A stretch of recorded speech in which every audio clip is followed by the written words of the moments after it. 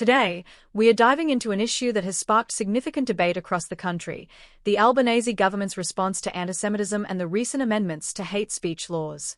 National Senate leader Bridget McKenzie has openly criticized the government's handling of this issue, stating that Labor had to be shamed into supporting necessary legislative changes. Now, let's break it down. The issue of rising antisemitism in Australia has been a major concern, particularly following recent global events. According to McKenzie, the Labor government showed hesitation in responding decisively to the increasing threats against Jewish Australians. She argues that it was only through the persistent efforts of the coalition that these amendments were pushed forward, amendments designed to provide stronger protections for places of worship and communities at risk.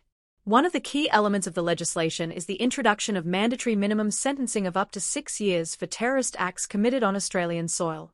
McKenzie pointed out that both the Greens and the Teals oppose this measure, a move that she believes highlights a concerning lack of commitment to national security.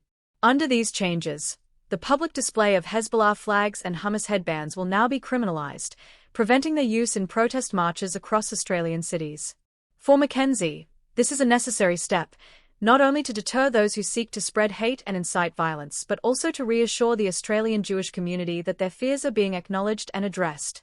However, this raises an important question: are we sacrificing too much free speech in the name of security? Critics of the bill argue that Australia already has strict laws against inciting violence, questioning why additional legislation is needed. Some fear that these changes could have a chilling effect on free speech, particularly in religious and academic settings. Concerns have been raised by Christian schools and other religious institutions that these new laws could be weaponized against traditional teachings.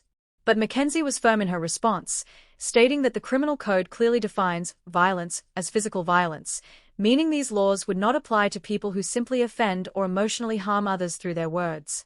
In her view, places of worship should never be used as platforms for promoting violence against fellow Australians, and this legislation ensures they won't be. Now, let's talk about real-world applications of these laws.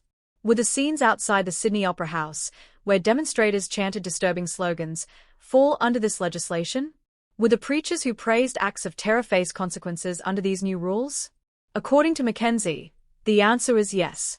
The law introduces mandatory sentencing for publicly displaying the symbols of registered terrorist organizations, ensuring that such acts are no longer tolerated.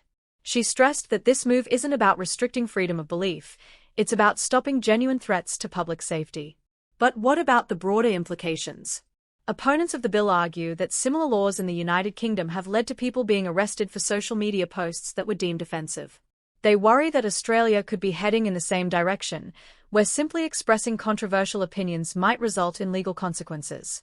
McKenzie acknowledged these concerns but remained confident that Australia's legal framework would keep the focus strictly on physical violence rather than subjective interpretations of offensive speech.